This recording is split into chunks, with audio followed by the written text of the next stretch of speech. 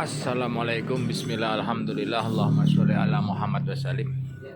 Di sela-sela mengais remuan pipo alias fulusiah atau nukutiah, masih bersama Pondok Pesantren Pitutur Luhur Karangpandan Solo, bakal calon PJNU Kabupaten Karanganyar, bakal calon ya. Ini sambil meeting di sini di Anaya Pak Azana Hotel. Saya akan mengulas persoalan karakter seorang pemimpin. Kemarin sudah saya cuplik sedikit bahwa satu harus berlogika dengan benar. Tanpa logika yang benar dan kuat, itu mohon maaf banyak pengurus, tapi terutama yang saya lihat adalah di tingkat PC ke bawah ya, PC, MBC, bahkan sampai ranting, itu karena logikanya tidak benar. Dia seorang kiai, tidak punya pengalaman bisnis, itu kadang-kadang terjebak dalam logika yang salah.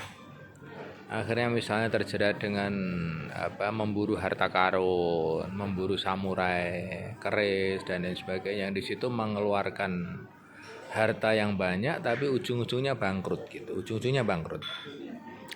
Kenapa? Biasanya kan jauh-jauh itu. Jauh-jauh yang dikejar mengeluarkan modal, BBM dan lain sebagainya. Itu kalau untuk ngurusi NU sudah luar biasa itu. Lah, kadang-kadang yang tragis itu adalah duit utangan itu. Akhirnya kan itu kesusahannya itu double-double itu. Naudzubillah. Banyak kasus macam ini.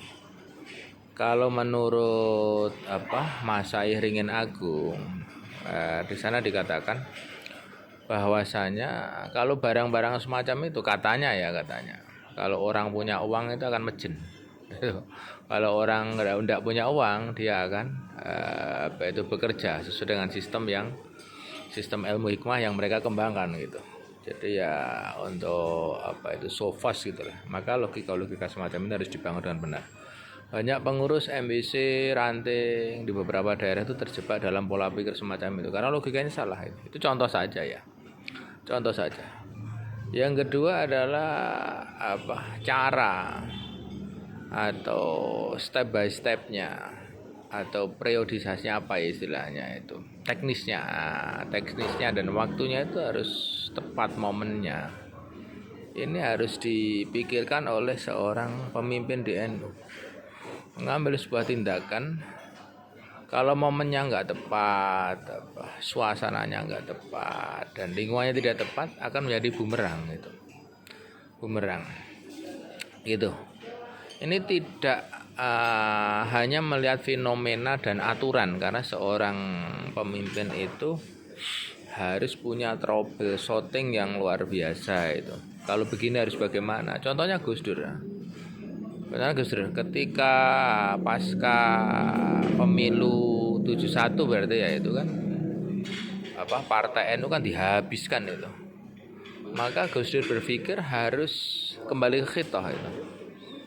Karena menurut Gus Dur itu memang harus begitu gitu loh.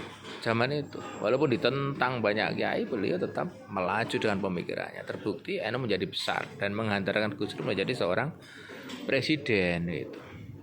Maka misalnya momennya tepat, misalnya saat ini konteks di 2026 sampai detik ini di PCNU Karanganyar ini, kalau kita bandingkan dengan misalnya ormas sebelah ya misalnya MTA, LDI, Muhammadiyah gitu, dari 3 ormas yang cukup besar ini, kemudian jaringan yayasan seperti Iskarima gitu, kita masih kalah, sangat kalah.